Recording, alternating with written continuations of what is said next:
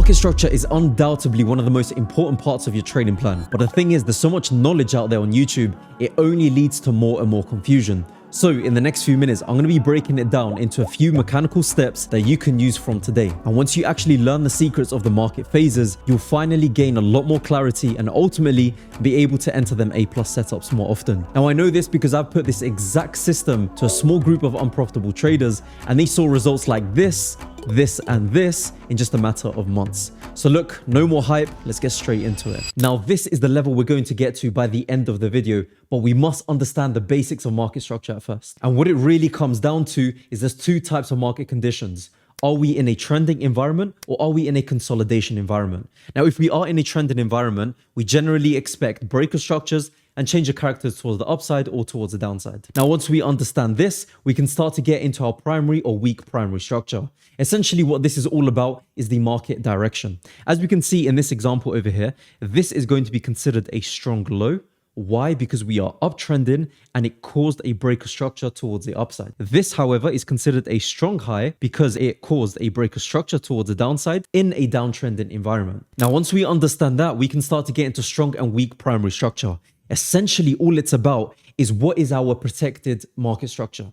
As you can see in this example, this is going to be considered a strong low in an uptrending environment because it caused that breaker structure. This over here is going to be considered a weak high because it failed to cause a breaker structure in this direction. So if it fails to cause a breaker structure, it's considered weak. If it continues to cause that breaker structure, it's considered strong. As you can see, these lows are going to be strong in an uptrend. These highs over here are going to be considered strong in a downtrend. And again, the same goes for the uptrend as well. Strong lows considered in this uptrend. Now, let's get into the three main types of structure: primary, secondary, and tertiary. Now, you're mainly going to be thinking about the primary and secondary because that's going to be most relevant across all time frames. Tertiary is really all about that final confirmation that we actually look at. But the most important is going to be secondary structure. And the reason why I say this is because this is where we're going to be getting our setups. Now, we must not forget that this is going to be our primary impulse towards the upside, but within that, we've always got secondary structure behaving. The same logic goes for the downside as well. This is going to be considered our primary high. This is going to be considered our primary low, but all of this is happening in between. And this is where we want to position ourselves. Now, there's another thing that we must consider as well, and it's all about the wick or the candle closures at certain primary structural highs and lows. This is going to be considered a valid breaker structure upwards. Why? Because of the engulfing candle closure. This is going to be questionable because it hasn't fully engulfed above. And this is going to be an invalid breaker structure because it only wicked towards the upside and didn't have an engulfing candle. If you use these three ideas, it will make life a whole much easier when you're trying to consider primary structure. Now, before we get into market phases, we must understand market range analysis. And if you do this task every single day, you'll see a dramatic increase in your understanding of advanced market structure. Now, there are only two main things we have to actually consider. Where was the primary structural breaker structure or change of character? So where was that high that was broken or the low? And what was the last low or high that caused that to actually occur? Let's get into that in detail. As you can see in this piece of structure over here, we are clearly uptrending. Price is creating higher highs and higher lows, higher highs, higher lows, and higher highs and higher lows. And this continues on and on until it doesn't. So what do we have to consider? Where was that breaker structure? And what was the last low that caused that to happen? So this was the last breaker structure to occur, and the low that caused this breaker structure is over here. So this is going to be the start of our new range, and we will know the end of the range until the high is broken. Therefore, we have to wait for the high to be formed, for a pullback, and then this to actually get broken towards the upside. This will actually give us all of these market ranges that we can actually refer to on a daily piece of price action. Now, where do we actually see a shift in trend is when that significant low has been broken. Therefore, from here to here, we have a new range. From here to here, we have a new range as well. And from this point to this point as well, we have a new range. And this continues on and on and on. Once you understand these market cycles within trade and price action, it will make things so much easier for you. Yes, guys, so I hope you're learning a lot from these videos so far. Just a really quick one. I understand exactly what it's like being in your position, going on YouTube and learning from a bunch of different channels with different strategies and approaches to the markets. Now, yes, you do gain a lot more knowledge, but what you really need is not that confusion. You need one singular system that's going to help you to pass in funded accounts and stay consistently profitable. So to make your journeys a whole lot easier, what I've done for you is I've released my exact A+ setup that I've developed over the past few years and still use on a daily basis. I've compiled all the PDFs, all the templates you're going to need, and even presented everything in a clear 7-step mini course so that's so easy to digest and apply yourselves as well. It's completely free, by the way, so make sure to sign up down below at one of the top links. Now anyways, let's get straight back into the video. Now the part that you've all been waiting for, the market phases. Now let me really break it down into the most simplistic terms. There are only two types of trends that we are going to be considering: a pro higher time frame trend and a counter higher time frame trend. So the first thing we've got to do is understand which market cycle are we actually in. Is it an uptrend or is it a downtrend? In this particular example, you can clearly see that we are moving towards the upside. A higher high, higher low, higher high, and a higher low. Now, phase one is going to be our higher probability types of trade. This is going to be our pro higher time frame. So where exactly are we going to be looking at? It is essentially going to be in the market trend towards the upside. So it's not any of these cells over here. It's all going to be within this range at this point over here. Why? Because we stick to the high time frame trend. Within that, we've got different market phases. What I like to call my phase 1A is essentially going to be pro higher time frame trend, but counter medium time frame. As we can see in this example, we've had multiple secondary structural lows continuing to break towards the downside. So technically, if you were looking at, let's say, the 15-minute chart or whatever, you would be considering sells all the way up until here. But there's an exception. The phase 1A happens right at the bottom of this range when we hit some sort of point of interest and we can start to look towards the upside. Now, this is, I would say, a medium quality type of trade. And the reason why is because, yes, it's pro higher time frame, but we haven't broken any structure towards the upside on the secondary structure. The next is going to be our phase 1B. This is essentially pro higher time frame, pro medium time frame as well. Why? Because we've had our first change of character. So let's actually zoom into this over here so you can see it in a bit more detail. As you can see at this point, price has obviously touched our demand zone over here.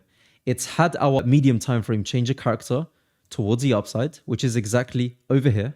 We've now had the pullback into this lower time frame entry, and we can start to look towards the upside. This is going to be a high probability trade because we've got two time frames aligning in the same direction. Now, what's higher probability than that is going to be phase 1C. Phase 1C is essentially pro higher time frame, pro medium time frame, but not only that, we've got a change of character, we've also got a break of structure. So if you want to get into the highest probability type of trade, you need a change of character plus a break of structure in the direction of medium time frame and higher time frame. This is undoubtedly going to be the highest quality setup that you can ever look for. Now, the next scenario that we have is phase 1D. Now, this is usually an outlier and something that I would never really like to enter on. Essentially what it is it's pro trend in both time frames, the medium time frame and the higher time frame as well. But it's past the higher time frame structural high. So this right here is going to be considered a lower probability trade. And the reason for that is because price at any point can literally just pull back and continue upwards as well. But we never know when that's going to happen. The benefit of entering at the bottom of the range is there's nowhere really where price can actually shift into. It has to go towards the upside, of course, if it follows the trend. Now we've covered phase 1 in terms of the market phases. Let's actually cover phase 2. Phase 2 is all about counter higher time frame trend. Now, naturally, we want to stick to phase 1 trades, but this can't always be the case. Otherwise, we'd be stuck on our hands for weeks at a time. Phase 2A is going to be the worst quality of all the types of trade. Essentially what it is out of nowhere, you are completely trading against the higher time frame, completely trading against the medium time frame. And I guarantee you, this is the slip up that most of you are getting into. You see some sort of liquidity sweep at the top of some recent highs, and you decide, okay, cool, at this point on the lower time frame, I'm deciding to actually sell. I'm going to get into a few examples, but this is one of the biggest reasons why most of you are actually failing at this point. Phase 2B is a bit higher probability. Your counter higher time frame, which obviously is going to be phase 2, but you are pro medium time frame. So what have we seen so far? We have seen a change of character towards the downside, a pullback, and price starting to go all the way downwards. Now, a higher probability trade setup is going to be medium time frame change of character, medium time frame break of structure, pullback, and entry. This is the exact scenario that's going to lead to a high quality trade. But remember, with all the market phases in mind, phase 1C is going to be the best, where we're pro higher time frame and we're pro medium time frame, plus we've had that change of character and break of structure. Now, I've shown you all of this. Let's get into a live case study. Now, this right here is a recent Euro US dollar trade tracked on our live weekly journaling with the Inner Circle students. And essentially, it's all following the market phases that we just talked about. As we can clearly see on the higher time frame, and this is the 1 hour chart, price is clearly moving towards the upside. We can see a break of structure over here, another break of structure over here, and another break of structure at this point over here. What we really were looking for is once price actually created this high, we of course were expecting price to pull back around this range. So let's actually go back to this point over here. Now, why is this going to be considered a high quality order block? The main reason why is because it caused a break of structure towards the upside and it left an imbalance right beneath as well. Now, this is where we can really start to look at the lower time frame. Personally, I always like to execute on the 5-minute chart. And this is exactly what we would have been waiting for. We would have waited for price to come back all the way down to this range over here. And this is really where we're going to start to look for our reactions. Now, what we essentially need is not to enter on these limits. This is the way that we do it with the engulfing candle rule strategy. By the way, if you do want access to that, it is down below. It's a 48-page free PDF guide. You get access to everything, my A+ setup, all that kind of good stuff. So make sure to download it for completely free down below. Once price actually taps into this area, what we're usually looking for is for price to push up, pull back, give us another break structure, pull back, and then continuation. However, in this scenario, we didn't get that. So we have to remain a bit more patient. Price actually causes this change of character towards the upside over here. So we've got one change of character at this point. As we continue, we are then waiting for a pullback at a certain fair value gap within this kind of range. As you can see, we've got one opportunity over here and another opportunity down here as well. Whichever one makes sense is the one that we actually go for. Price continues. We see that price is eventually pushing upwards a little bit. We expect a bit of a pullback. So let's see if we get that right now. So this is exactly what we're looking for. Price is tapped into the fair value gap. Price is now reacting. If we see one strong engulfing candle away from the zone, this completes our rules for the engulfing candle rule. And there we go. That right there is our solid entry. We enter with a market execution, stop loss just below the recent low, and we set our take profits for a clear 1 to 3 risk reward. Now, 1 to 3 is always what we aim for as a minimum. And then from that point, we actually trail our stop loss. Now, this scenario over here led into a 7 risk reward in total, but most of our take profit is taken at 3 risk reward. As price is starting to push upwards, again, if you wanted to be a bit more safer, you could go for that breaker structure as well, where you wait for this. And again, there's going to be plenty of opportunities, but this right here meets all of our requirements. Now, all we do is just let price run. Naturally, we trail our stop loss at certain points. So at this point over here, we take 3 risk to reward partials and we start to trail our stop loss. So our stop loss currently is moved to this point over here. Let's see if price continues to make further piece of structure. So we've identified that new high over there. It's now officially been broken. We trail our stop loss again. Let's see when that new high is going to be broken. Okay, we're getting the pullback. So we still haven't moved our stop loss yet. And there we go. That is the new high being broken. We trail our stop loss again to this range over here. To be honest, I could even argue at this point over here. Quite late on in the day, another opportunity. We trail our stop loss at that point. Now we can keep going on again and again and again, but as New York session is starting to kick in, we'd like to close around this trade. So it would get extended up until this point, which is that 7 risk reward. Remember, most of our partials are actually taken at 3 risk reward because that's just how effective the strategy actually is. 3 risk reward is a very key point. And then we obviously trail our stop loss at certain areas. So guys, I hope you have enjoyed this entire video. The market phases are really simple to understand. It does take some time. And by the way, if you want a proper screenshot of everything, I sent it to you in the actual A+ setup down below. Get that 48-page free PDF guide as well. And yeah, if you enjoyed this video, please consider liking and subscribing, and watch this video over here as we start to document the strategy in a lot more detail. Guys, take care, and I'll see you all in the next one.